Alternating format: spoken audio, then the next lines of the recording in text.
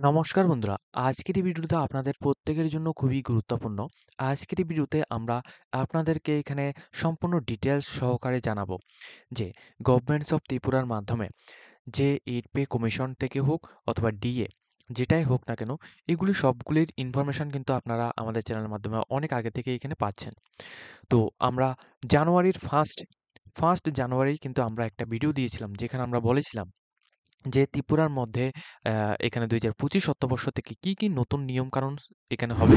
Plus একটা নতুন অর্থ কমিশন এখানে একটা নতুন অর্থ কমিশনের দল আমাদের ত্রিপুরায় আসবে। কত তারিখ আসবে সেটা সম্পর্কেও বলেছিলাম।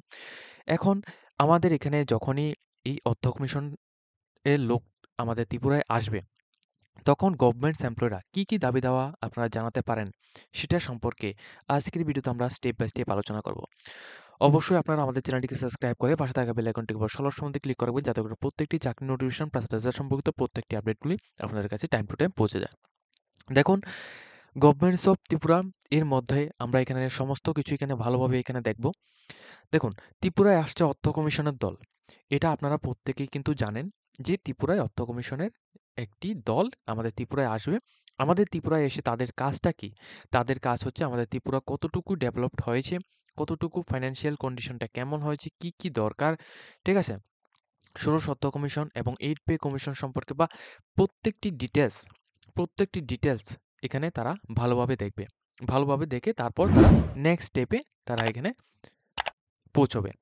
তো এই যে ত্রিপুরায় তারা যে আসবে, কত তারিখ আসবে সেটা সম্পর্কে আমরা আগেই এখানে বলে দিয়েছি যে আপনাদের এখানে ৩০ তারিখ এবং ৩১ জানুয়ারি ২০২৫ আসবে। অর্থাৎ আজ এবং কালের মধ্যে আপনাদের এখানে এই অর্থ কমিশনের লোক আমাদের ত্রিপুরায় আসছে।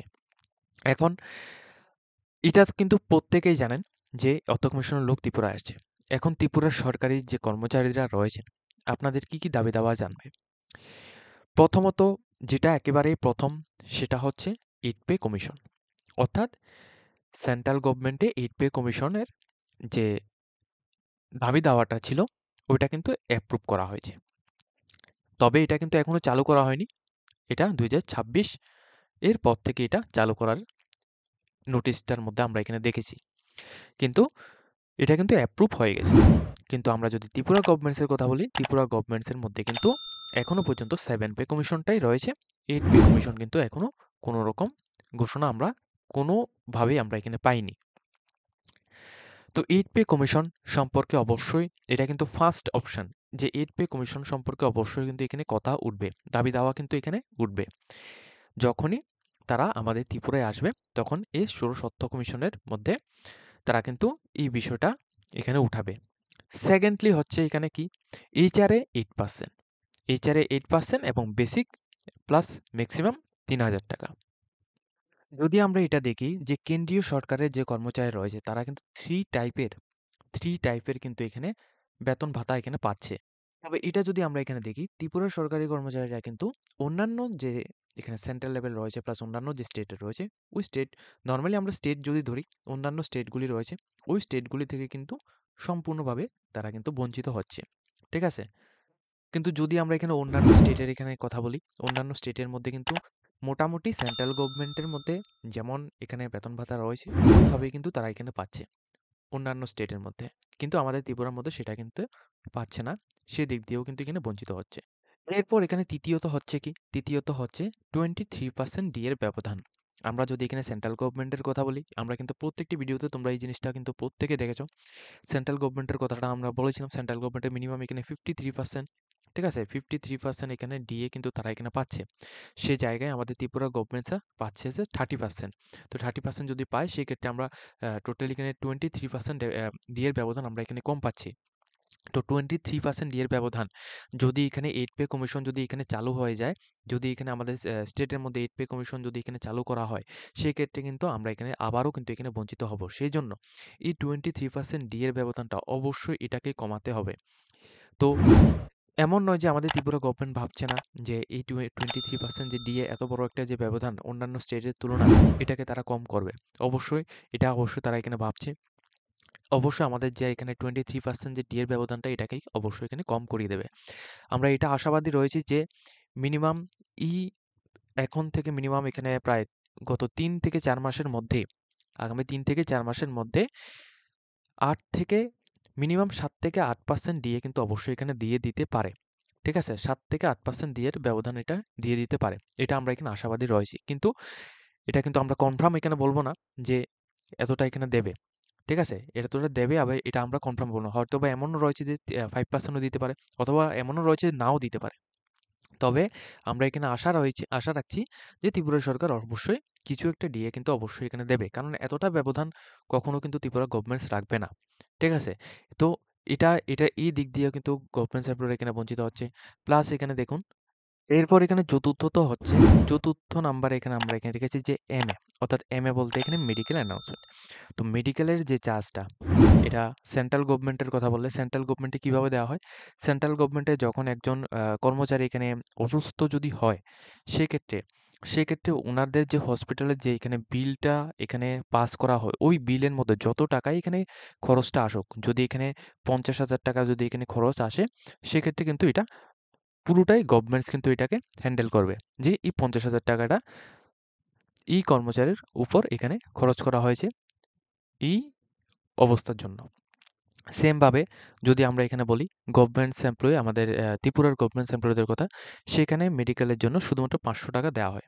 তো এই যে ৫০০ টাকা রয়েছে, এই ৫০০ টাকা কিন্তু যে ডক্টর যে ভিজিট রয়েছে, ডক্টর ভিজিটের মধ্যে কিন্তু এই ৫০০ টাকাটা হয়ে যায়। অর্থাৎ ডক্টর ভিজিট, একজন ডক্টরের কাছে এখানে যখন এখানে একজন ক্যান্ডিডেটস যখন ডাক্তারের কাছে যায়, তখন কিন্তু এই ৫০০ টাকা দিতে হয়। তো এই ৫০০ টাকা দিয়ে আর চিকিৎসা কিভাবে আর করবে? এটা সম্পর্কে সমস্ত গভর্নমেন্টস এমপ্লয়িরা কিন্তু এখানে বঞ্চিত হচ্ছে। যে মেডিকেল অ্যানাউন্সটা শুধুমাত্র ৫০০ টাকা দিয়ে এখানে হবে না।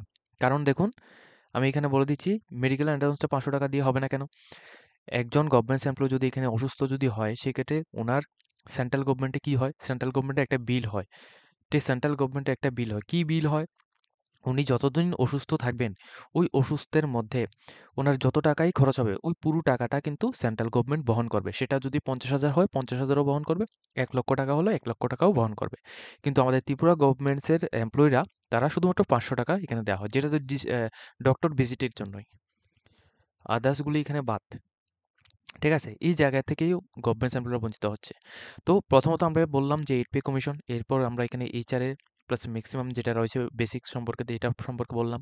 ডিএ, ডিএ জায়গায়ও এটা ব্যবধান, অনেক বড় একটা ব্যবধান রয়েছে। মেডিকেল অ্যানাউন্সের মধ্যে একটা ব্যবধান রয়েছে। মেডিকেল অ্যানাউন্সটা আমরা এখানে কি বলবো? এটা কিন্তু শুধুমাত্র ৫০০ টাকা দেওয়া হচ্ছে। এই ৫০০ টাকা কিন্তু ডক্টর ভিজিটিং এর মধ্যে এখানে চলে যায়। এরপর রয়েছে এমএসইপি। এমএসইপি বিষয়টা এখানে কি? আমি সেটা সম্পর্কে ডিটেইলস এখানে আমি বিস্তারিতভাবে বলছি। এমএসইপি যেটা রয়েছে, এটা কিন্তু ত্রিপুরা গভর্নমেন্ট এমপ্লয়ীদের জন্য একটা বিশাল বড় একটি কথা। কেন এখানে বলছি? যেখানে ত্রিপুরা গভর্নমেন্ট এমপ্লয়িরা কিন্তু এখানে বড়সড় একটা লোকসানের দিকে কিন্তু তারা রয়েছে। এবার কেন রয়েছে এটা সম্পর্কেও বলব। যদি ত্রিপুরার কোনো একজন গভর্নমেন্ট এমপ্লয়ি ১০ বছর যদি একই র্যাঙ্কে যদি এখানে থাকে, সেক্ষেত্রে ওনার যদি এখানে প্রমোশন না দেওয়া হয়, তাহলে সেক্ষেত্রে ওনার কিন্তু যে গ্রেড পে রয়েছে, ওটাকে কিন্তু আপডেট করতে হবে। এর সাথে একটি ইনক্রিমেন্ট কিন্তু অবশ্যই এখানে দিতে হবে। কিন্তু এই জায়গায় আমাদের ত্রিপুরা গভর্নমেন্টস এমপ্লয়ি আমরা যারা রয়েছি, আমরা এখানে কি পাচ্ছি?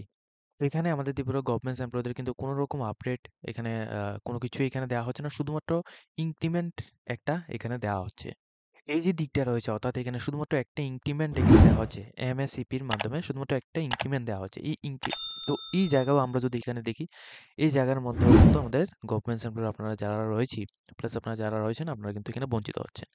প্লাস এখানে লাস্ট যেটা রয়েছে এলটিসি অনলি 3 টাইম ফুল সার্ভিস।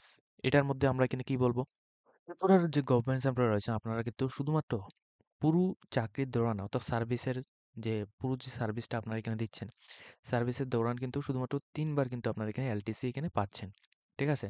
আর যদি আমরা এখানে সেন্ট্রাল গভর্নমেন্টের কথা বলি, সেন্ট্রাল গভর্নমেন্টের মধ্যে যে সমস্ত কর্মচারী এখানে রয়েছে, তারা কিন্তু প্রতি ২ বছর অন্তর কিন্তু তারা এখানে এলটিসি কিন্তু এখানে পাচ্ছে।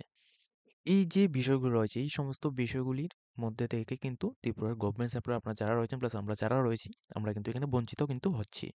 তো দেখুন, আমি এখানে কিন্তু সমস্ত বিষয়গুলি এখানে ভালোভাবে এখানে মেনশন করেছি। 8 পে কমিশন, এইচআরএ 8%। এইচআরএ 8% বলতে কি বলবো? বেসিকের সাথে এখানে 8% যে হাউস অ্যানাউন্স রয়েছে, ওইটাকে কিন্তু এখানে দেওয়া হচ্ছে ম্যাক্সিমাম ৩,০০০ টাকা। সেখানে যদি আমরা এখানে সেন্ট্রাল গভর্নমেন্টের কথা বলি, সেন্ট্রাল গভর্নমেন্টের মধ্যে কিন্তু এখানে কেমন দেওয়া হয়? কেন্দ্রীয় সরকারের যে সমস্ত কর্মচারী রয়েছে তারা কিন্তু ৩ টাইপের অর্থাৎ 3 টাইপের কিন্তু তারা এখানে হাউস অ্যালাউন্সটা পাচ্ছে। তো সেই জায়গায় এছাড়া রয়েছে এখানে 23% ডিএর ব্যবধান। এটাকে আশা করে আগামী কিছু মাসের মধ্যে এটাকে আশা করি কিছুটা ব্যবধান এখানে কমাতে পারে। তবে এটা কিন্তু আমরা কমপ্লিটভাবে সিউর নই। ঠিক আছে? তারপরে এখানে মেডিকেল অ্যালাউন্স ৳৫০০ এখানে দেওয়া হচ্ছে আমাদের ত্রিপুরা গভর্নমেন্টস এমপ্লয়িদের। তারপরে এমএসইপি এটার মধ্যে তো আমরা এখানে বললামই। তারপর তো এখানে রয়েছে আপনাদের এলটিসি শুধুমাত্র ৩ বার এখানে দেওয়া হচ্ছে উইথ সার্ভিস যখন আমরা এখানে করছি তখন। তো এই সমস্ত যে বিষয়গুলি রয়েছে সমস্ত বিষয়গুলি সম্পর্কে এখানে গভর্নমেন্টস যে এমপ্লয়ি আপনাদের এখানে দাবি দেওয়া এটা জানাবে। তো এই ডেটটা এখানে কত তারিখ রয়েছে? ৩০ এবং ৩১ অর্থাৎ আজকে এবং কালকে। এই তারিখে কিন্তু আমাদের ষোড়শ সত্য কমিশনের যে পুরো যে টিমটা রয়েছে এটা কিন্তু আমাদের ত্রিপুরায় আসছে। আমরা আশাবাদী রয়েছি যে আগামী দিনে এখানে কিছু একটা আমরা এখানে পেতে পারি। তো আজকের এই ভিডিওতে আমরা এখানে সমস্ত বিষয়গুলি এখানে ভালোভাবে এখানে উল্লেখ করেছি।